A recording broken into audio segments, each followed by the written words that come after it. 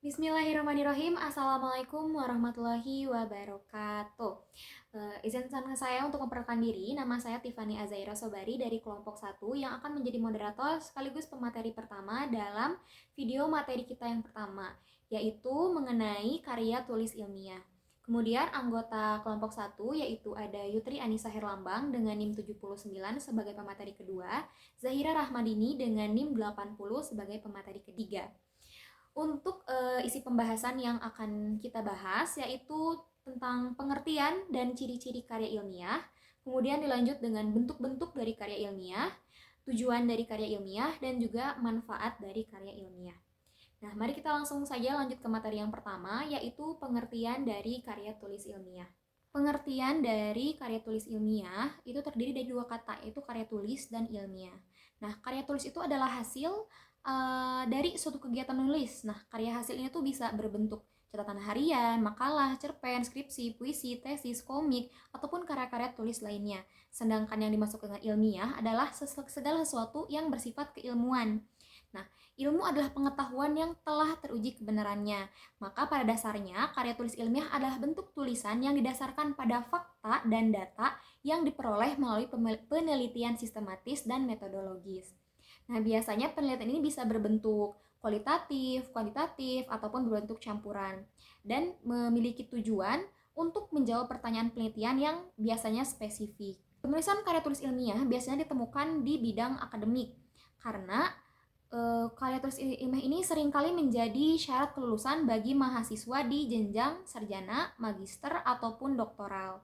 Walaupun bentuknya akan berbeda, seperti untuk di jenjang sarjana itu berbentuk skripsi, di bidang magister di berbentuk tesis, dan untuk penjenjang di jenjang S3 itu ada disertasi. Biasanya pun penulisannya itu bergantung kepada jurusan atau bidang yang ditekuni oleh penulis tersebut. Misalnya dalam bidang pendidikan masyarakat bisa jadi mahasiswa itu akan menuliskan tentang penelitiannya tentang penerapan pendidikan di masyarakat seperti itu. Kemudian dalam pengertian lain, karya tulis ilmiah adalah karya tulis atau bentuk lainnya yang berbentuk tulisan dalam walaupun bukan ditulis tangan, misalnya tulis komputer, yang telah diakui dalam bidang ilmu pengetahuan, yang dikerjakan sesuai dengan tata cara ilmiah serta mengikuti pedoman Anton Konveksi Ilmiah. Jadi tidak semerta-merta ditulis secara asal gitu. Dalam komunitas akademik dan penelitian, karya tulis ilmiah itu menjadi sarana yang penting ya, apalagi bagi peneliti untuk berbagi penemuan yang telah mereka temukan gitu satu sama lain. Nah, pentingnya publikasi dalam penulisan karya tulis ilmiah juga merupakan pilar ya, karena memberikan ruang bagi peneliti untuk mengakses, mengevaluasi, dan membangun kembali di atas temuan tersebut, sehingga terjadi sebuah siklus gitu, bagaimana karya tulis ilmiah dibuat, kemudian dikaji oleh peneliti lain dan ditambahkan kembali, sehingga terjadi sebuah siklus gitu. Dan siklus itu menjadi pilar penting untuk memastikan bahwa penelitian yang dilakukan itu dapat direproduksi, divalidasi, dan juga digunakan lebih lanjut, bermanfaat juga untuk orang-orang yang membaca seperti itu. Kemudian selanjutnya ada ciri-ciri dari karya tulis ilmiah sendiri. Nah, dalam karya tulis ilmiah sendiri itu bukan sebuah tulisan yang dilakukan tanpa acuan atau tanpa aturan gitu ya. Ada beberapa ciri utama yang dimiliki oleh karya tulis ilmiah yang membedakannya dengan karya tulis yang lain atau karya tulis yang biasa. Itu tuh yang membuat karya tulis ilmiah itu lebih terstruktur, valid, dan dapat dipertanggungjawabkan. Untuk ciri yang pertama yaitu adalah bahasa formal dan akademis. Nah, untuk penggunaan bahasa dalam karya tulis ilmiah itu menggunakan bahasa yang baku, jelas, dan lugas. Jadi penggunaan bahasa itu lebih formal dan akademis, sehingga biasanya akan terdengar atau terbaca lebih kaku dibanding bahasa yang biasa digunakan dalam tulisan non ilmiah. Kemudian juga akan menghindari bahasa yang bersifat subjektif atau emosional begitu, karena bahasanya itu harus mengikuti kaidah akademik sehingga dapat diterima di lingkungan ilmiah. Dalam penulisannya juga, para penulis harus menggunakan penggunaan terminologi yang tepat dan sesuai dengan bidang ilmu yang bersangkutan. Contohnya dalam bidang pendidikan, menggunakan bahasa kurikulum, menggunakan bahasa RPPS, RPPH, itu harus digunakan terminologi yang tepat gitu, tidak bisa hanya rencana harian gitu, tidak bisa. Kenapa? Agar penting memastikan pembaca yang mungkin memiliki latar belakang yang sama itu dapat mengerti atau paham konten yang disajikan gitu. Tentu dalam penulisan karya tulis ilmiah itu biasanya memiliki struktur kalimat yang jelas sesuai dengan tata bahasa Indonesia yang baik dan benar. Maka dalam penulisan karya tulis ilmiah itu biasanya memiliki kalimat-kalimat yang lebih kompleks, tapi tetap harus mudah dipahami oleh pembaca. Itu yang ke-1, yaitu bahasa formal dan akademis. Untuk ciri yang kedua, memiliki struktur yang sistematis dan logis. Karya tulis ilmiah harus ditulis dengan struktur yang sistematis dan logis. Biasanya juga memiliki struktur yang terdiri di beberapa bagian utama yang pasti selalu ada, yaitu seperti pendahuluan, tinjauan pustaka, metode penelitian, hasil, pembahasan, dan juga kesimpulan. Struktur ini memastikan bahwa alur yang diberikan untuk pembaca itu berjalan secara logis dan mudah dipahami, sehingga membantu dalam menyajikan karya di dalam bentuk penulisan dan agar lebih terorganisir, lebih bisa dipahami oleh para pembaca. Yang pertama itu ada bagian pendahuluan yang menguraikan latar belakang penelitian, kemudian juga mengidentifikasi masalah utama yang menjadi fokus penelitian serta menjelaskan tujuan penelitian secara jelas. Selain itu, pendahuluan juga seringkali mencakup rumusan pertanyaan penelitian serta hipotesis yang akan diuji di dalam penelitian atau tulisan yang akan dibahas. Jadi pendahuluan itu bisa mencakup dari latar belakang, identifikasi masalah, tujuan penelitian, juga rumusan pertanyaan penelitian, juga hipotesis penelitian. Itu hanya pada umumnya gitu ya. Biasanya pendahuluan juga bentuknya berbeda-beda tergantung pada jenis karya tulis ilmiah yang dilakukan. Kemudian yang kedua itu setelah pendahuluan ada tinjauan pustaka. Nah, bagian ini menganalisis terhadap berbagai literatur yang relevan dengan topik penelitian yang sedang dilakukan. Nah, jadi dengan mengidentifikasi temuan-temuan sebelumnya serta menyoroti bagaimana kesenjangan antara penelitian yang membutuhkan eksplorasi lebih gitu, apa yang kurang dari penelitian tersebut gitu, atau apa yang masih harus dipertanyakan dari penelitian tersebut. Malah yang memerlukan eksplorasi lebih itu ada di tinjauan pustaka. Jadi menempatkan tinjauan pustaka itu berfungsi untuk menempatkan penelitian dalam kerangka teoritis dan empiris yang lebih luas gitu. Kemudian yang ketiga ada struktur metodologi. Nah, bagian ini tuh menjelaskan rinci tentang pendekatan, teknik, serta prosedur yang digunakan dalam proses pengumpulan data dan juga analisis data. Nah, deskripsi yang disajikan harus memiliki tingkat kejelasan yang memadai agar penelitian dapat direplikasi oleh peneliti lain dengan metode yang serupa. Misalnya dengan metode review literatur, atau dengan review studi pustaka, atau dengan metode kualitatif, deskriptif, dan lain sebagainya. Metodologi ini penting dijabarkan agar pembaca atau peneliti lain tahu bagaimana data itu dikumpulkan dan didapatkan. Kemudian yang keempat itu ada hasil. Nah, di bagian itu menyampaikan temuan utama dari penelitian secara objektif tanpa interpretasi. Jadi hanya menjelaskan kejelasan dari penyampaian data, hanya menjelaskan hasil dari data-data yang telah dikumpulkan. Data yang diperoleh biasanya tuh disajikan dalam bentuk tabel, grafik, atau diagram untuk memberikan gambaran yang lebih sistematis dan spesifik, juga memudahkan dalam menganalisis lebih lanjut. Kemudian yang kelima itu biasanya ada struktur pembahasan. Nah, bagian ini adalah menginterpretasikan dari bagian hasil. Jadi menginterpretasikan hasil penelitian, kemudian membandingkannya dengan penelitian terdahulu yang ada di tinjauan pustaka. Kemudian juga pembahasan ini mencakup identifikasi keterbatasan penelitian serta rekomendasi untuk penelitian di masa yang mendatang. Maka peneliti akan menyebutkan di penelitian mereka itu kurang keterbatasannya di bagian mana, dan juga rekomendasi untuk penelitian selanjutnya untuk dilanjutkan di ranah yang bagian mana. Nah, yang terakhir itu ada struktur kesimpulan. Bagian ini tuh menyajikan ringkasan dari temuan serta implikasi yang dihasilkan dari penelitian tersebut. sekaligus menegaskan kembali urgensi dan kontribusi penelitian yang telah ditulis terhadap perkembangan ilmu pengetahuan di bidang yang relevan, seperti itu. Jadi struktur yang sistematis ini dari 6 struktur utama tadi tuh memastikan bahwa pembaca dapat mengikuti alur logika penelitian terhadap perkembangan alur logika penelitian dan memahami bagaimana setiap bagian itu berkontribusi terhadap seluruh argumen. Kemudian ciri ketiga dari penulisan karya tulis ilmiah itu berdasarkan data dan fakta. Nah, setiap argumen dalam karya tulis ilmiah harus didukung oleh data dan fakta yang dapat diverifikasi. Sumber datanya dapat berasal dari eksperimen, survei, observasi, atau analisis literatur.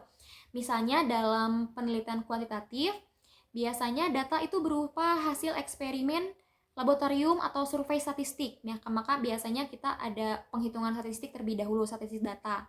Sedangkan dalam penelitian kualitatif, data itu biasanya mencakup transkrip wawancara atau catatan lapangan yang telah dikumpulkan dalam penelitian. Nah, keakuratan data memiliki peran krusial atau peran penting dalam penelitian ilmiah. Oleh karena itu, metode pengumpulan data dan analisis data harus dijelaskan secara rinci sehingga jelas dari mana data itu datangnya, dari metode bagaimana data itu didapatkan gitu. Sehingga transparan agar pembaca itu dapat menilai validitas serta reliabilitas dari temuan yang ada gitu, temuan yang telah dijelaskan gitu. Nah, selain itu penggunaan data yang kredibel dan terverifikasi begitu ya akan memperkuat argumen gitu, sehingga argumen itu lebih kuat dan meningkatkan keandalan penelitian. Nah, yang keempat itu dalam ciri karya tulis ilmiah itu menggunakan sitasi dan referensi yang tepat. Jadi dalam penulisan karya ilmiah itu ada yang disebut etika, di mana tidak melakukan plagiarisme dan juga menjunjung hak cipta dari penulis sebelumnya. Sehingga kita tidak bisa hanya mengcopy paste kemudian tidak mereferensi kepada penulis yang telah menulis itu sebelumnya, ataupun kita malah mengklaim atau menghak cipta yang telah ditulis oleh penulis sebelumnya. Maka setiap penulisan itu wajib menggunakan sitasi dan referensi yang tepat. Pentingnya menggunakan referensi ini tuh memberikan penghargaan terhadap karya orang lain dan juga bisa mencegah plagiarisme. Jadi dengan menggunakan sitasi dan referensi yang tepat, kita bisa mencegah plagiarisme.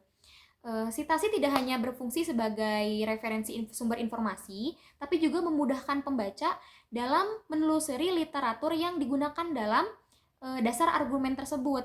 Berbagai gaya yang biasanya digunakan itu seperti APA, MLA, Chicago, ataupun Harvard.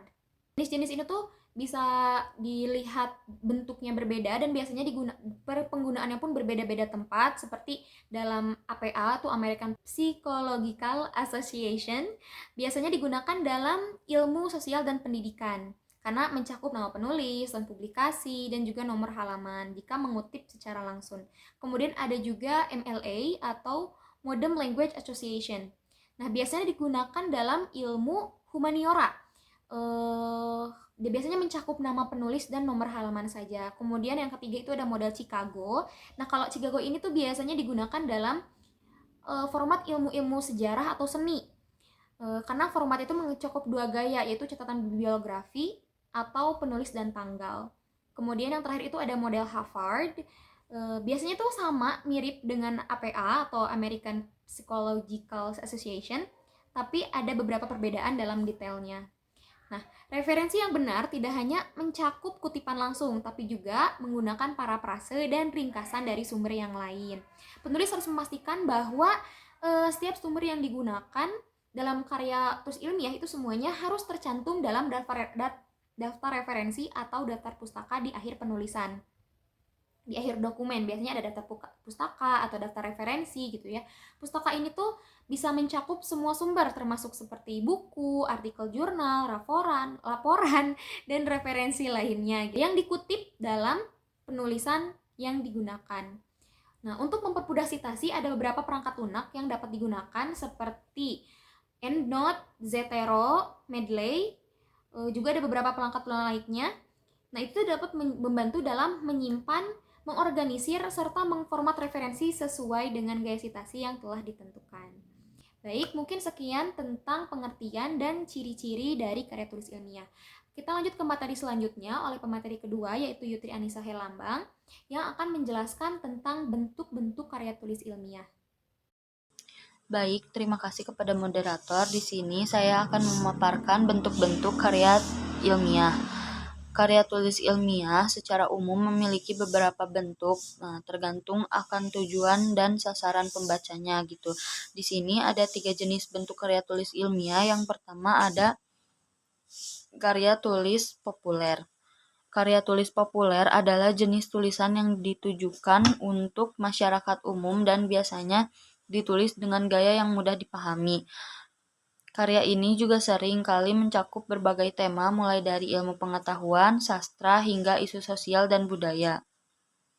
Adapun ciri khas dari karya tulis populer ini, yang pertama bahasa yang sederhana, kedua gaya penulisan yang menarik, yang ketiga tema yang relevan, yang keempat visual yang menarik. Lalu contoh dari karya tulis populer ini ada artikel majalah, buku non-fiksi, blog, dan juga kolom opini. Karya tulis populer juga memiliki peranan penting dalam menyebarkan informasi dan pengetahuan kepada masyarakat luas dengan cara yang menarik dan mudah diterima. Kedua, karya tulis semi-formal. Karya tulis semi-formal adalah jenis tulisan yang menggabungkan elemen formal dan informal sehingga dapat disampaikan dengan bahasa yang lebih santai namun tetap dipertahankan keakuratan dan substansi ilmiahnya. Kemudian definisi dari karya tulis semiformal juga adalah tulisan yang memuat informasi faktual dan disajikan dengan bahasa yang lebih mudah dipahami dibandingkan karya ilmiah formal. Meskipun menggunakan gaya bahasa yang lebih cair, karya ini tetap mengikuti prinsip-prinsip dasar penulisan ilmiah dan tidak mengabaikan struktur yang diperlukan. Nah, struktur dari karya tulis semi-formal yaitu berupa judul, pendahuluan, isi, dan juga penutup. Contoh karya tulis semi-formal itu ada di artikel di majalah atau surat kabar, tulisan blog, dan juga esai. Jadi karya tulis semi formal juga sangat cocok untuk menjangkau audiens yang lebih luas termasuk mahasiswa dan masyarakat umum tanpa harus terjebak dalam bahasa yang terlalu teknis atau kaku. Yang ketiga ada karya tulis formal. Karya tulis formal adalah tulisan yang disusun secara sistematis dan juga objektif berdasarkan penelitian, kajian literatur, atau analisis mendalam. Karya ilmiah formal menggunakan bahasa baku dan kaidah-kaidah penulisan ilmiahnya juga mencantumkan data-data yang valid gitu. Ciri-ciri dari karya ilmiah formal itu disusun berdasarkan penelitian atau kajian yang mendalam dengan format yang terstruktur dan juga sesuai dengan kaidah akademik. Lalu memenuhi unsur-unsur kelengkapan akademis secara lengkap dan mendalam, menggunakan bahasa yang formal, didukung oleh data atau referensi yang valid. Kemudian ada juga struktur dari karya ilmiah formal harus disusun sesuai dengan unsur-unsur kelengkapan akademis secara lengkap dan mendalam gitu.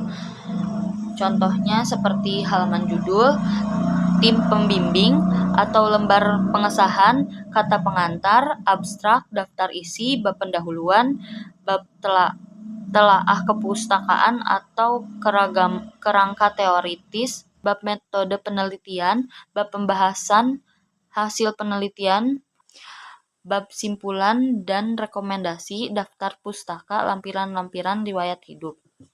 Jadi contohnya juga untuk karya tulis ilmiah formal adalah skripsi, tesis, atau disertasi. Adapun beberapa jenis karya tulis ilmiah yang paling banyak diterbitkan oleh orang-orang, yaitu yang pertama kayak artikel ilmiah. Artikel ilmiah merupakan karya tulis yang membahas sesuatu masalah dengan cara menjadikan topik utama gitu. Pada umumnya artikel ditulis untuk bertujuan mendidik, menginformasikan, serta menduplikasikan di media cetak dan online. Menulis artikel itu sendiri adalah untuk menyampaikan kepada publik. Biasanya sebuah artikel berisi informasi tentang sesuatu yang telah diperjelas dengan dimasukkannya informasi lain, sehingga artikel tersebut berisi tentang pernyataan atau topik tertentu. Yang kedua ada buku teks atau buku daras. Buku teks atau buku daras merupakan karangan ilmiah yang dibuat khusus untuk keperluan pendidikan atau pengajaran. Di dalamnya biasanya berisi tentang teori-teori, kaidah, rumus-rumus, hukum-hukum, dalil-dalil, prinsip, dan lain sebagainya. Nah, buku daras juga tidak bersifat bunga rampai karena isinya hanya membicarakan satu bidang tertentu, misalnya seperti buku matematika gitu. Ketiga, ada kertas kerja atau paper. Kertas kerja merupakan karangan ilmiah yang membahas suatu masalah dan akan dibahas kembali dalam suatu pertemuan ilmiah. Seperti contohnya itu simposium, seminar, temu ilmiah, diskusi, panel, lokakarya, semiloka, konferensi ilmiah, dan lain sebagainya. Kertas kerja juga merupakan suatu jenis tulisan ilmiah yang memiliki tingkat kekhususan yang lebih tinggi daripada makalah gitu. Dalam kertas kerja ini juga disajikan data empiris dan objektif yang diperoleh dari penelitian lapangan atau sumber-sumber literatur. Tujuan dari kertas kerja adalah untuk mempresentasikan dalam seminar atau lokakarya yang biasanya dihadiri oleh para ilmuwan. Kertas kerja digunakan sebagai referensi untuk keperluan tertentu dalam kegiatan ilmiah. Adapun kemungkinan bahwa kertas kerja tersebut dapat dibantah karena kelemahan dalam analisis yang rasional gitu. Yang keempat, makalah. Menurut Kamus Besar Bahasa Indonesia, makalah itu dapat diartikan dengan dua cara. Yang pertama, artikel formal tentang suatu topik. Maksudnya itu untuk dibaca publik di sebuah konferensi dan sering disusun untuk diterbitkan. Yang kedua, diartikan sebagai tulisan pelajar atau sebagai laporan hasil tugas sekolah atau universitas.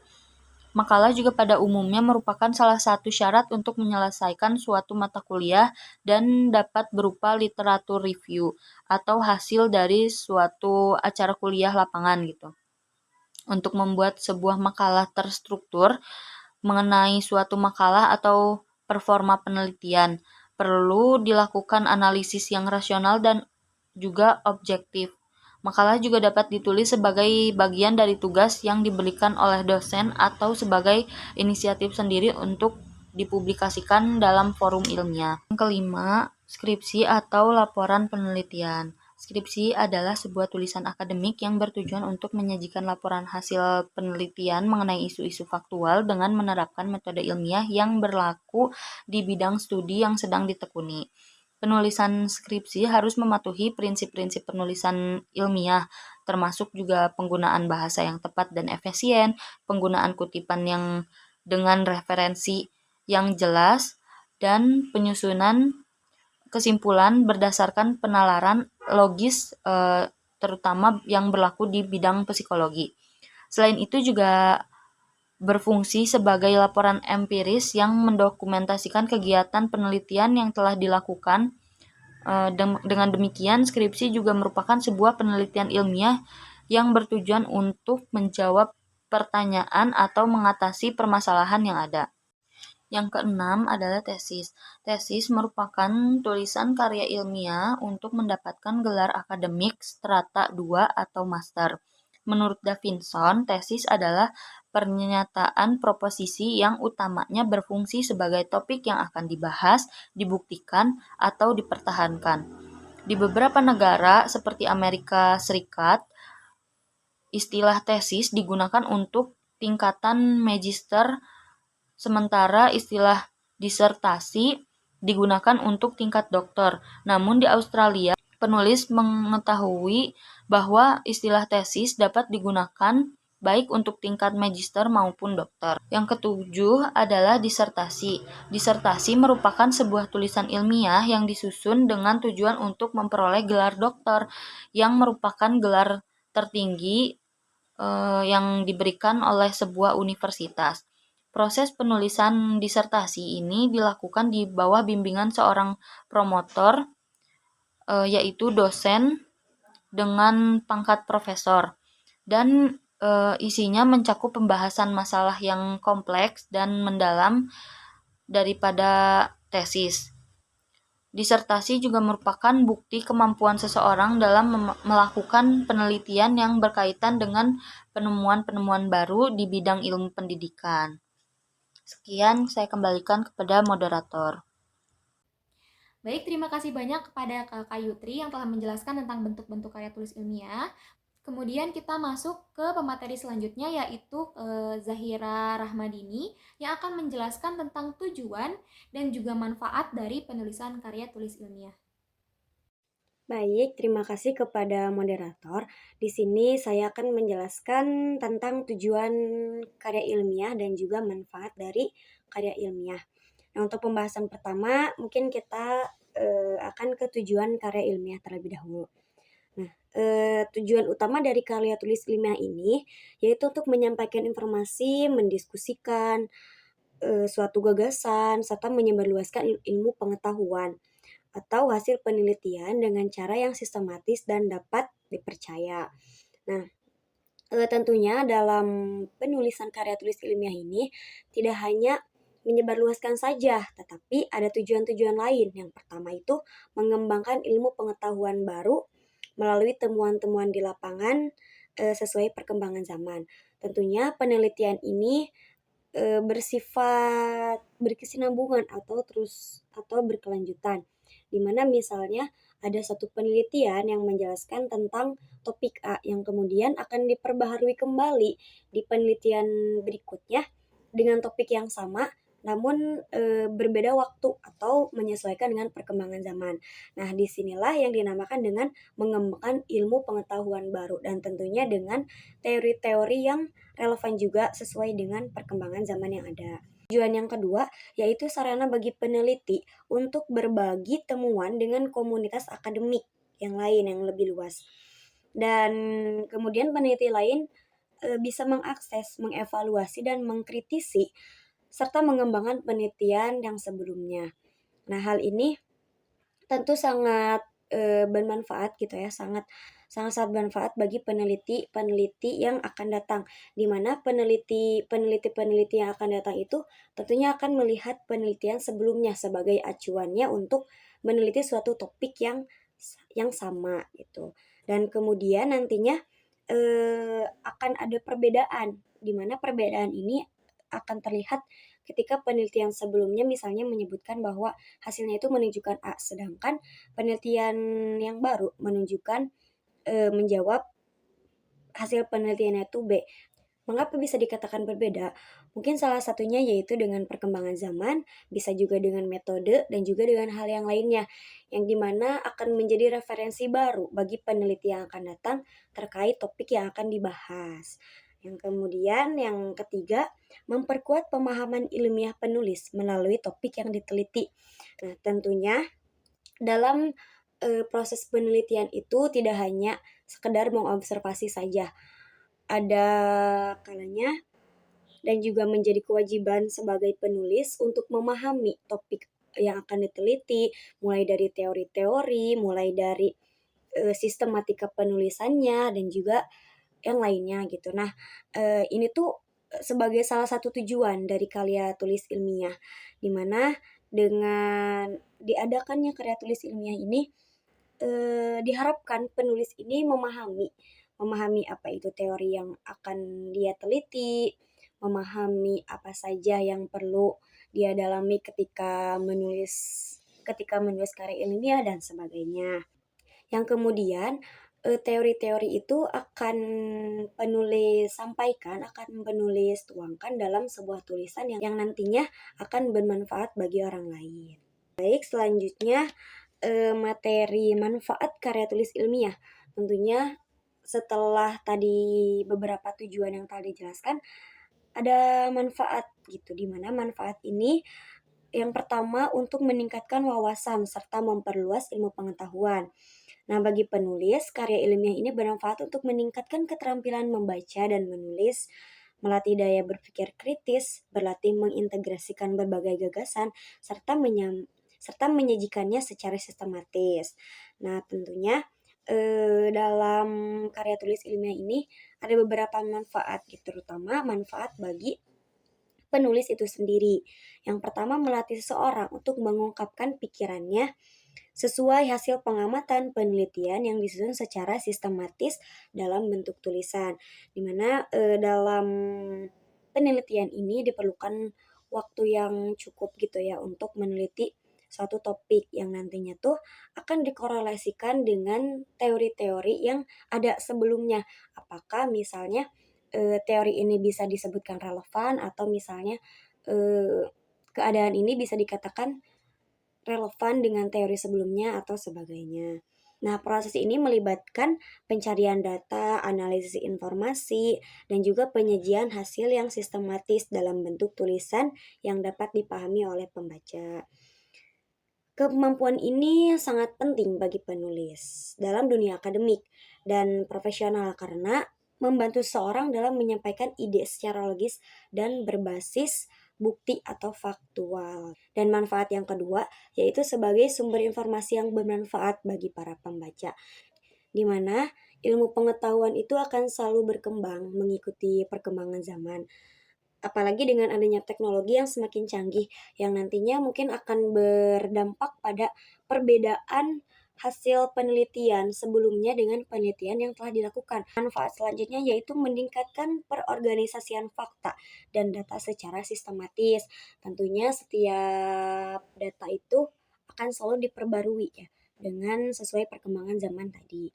Itu penyusunan karya ilmiah ini mengharuskan penulis untuk mengorganisasikan fakta dan data secara sistematis agar hasil penelitian dapat dianalisis dan disajikan dengan jelas gitu ya. Proses ini mencakup pengumpulan data tadi, analisis yang mendalam, dan juga pemikiran yang logis. Nah, dengan demikian karya ilmiah ini tidak hanya melatih ketelitian dalam mengelola informasi, tetapi juga memastikan bahwa data yang disajikan dapat dipertanggungjawabkan dan dimanfaatkan oleh banyak orang. Manfaat selanjutnya yaitu sebagai bahan acuan untuk penelitian selanjutnya. Nah, dengan adanya dokumentasi ilmiah ini, penelitian dapat berkembang secara berkesinambungan dan memperkaya sumber ilmu pengetahuan di berbagai bidang. Tentunya hal ini sangat bermanfaat bagi penelitian yang akan datang, di mana peneliti ini kan mereka perlu mencari data, perlu mencari pengetahuan, sumber pengetahuan yang dapat menunjang penelitian yang akan dia teliti. Sekian yang dapat saya sampaikan. Saya ucapkan terima kasih. Terima kasih banyak kepada Zahira yang telah menjelaskan tentang manfaat dan tujuan dari karya tulis ilmiah. Mungkin sekian materi yang dapat kita sampaikan. Mohon maaf apabila ada salah kata ataupun salah materi yang telah kami sampaikan. Terima kasih banyak telah mendengarkan. Wabillahi taufiq wal hidayah. Wassalamualaikum warahmatullahi wabarakatuh. Terima kasih semuanya. Assalamualaikum.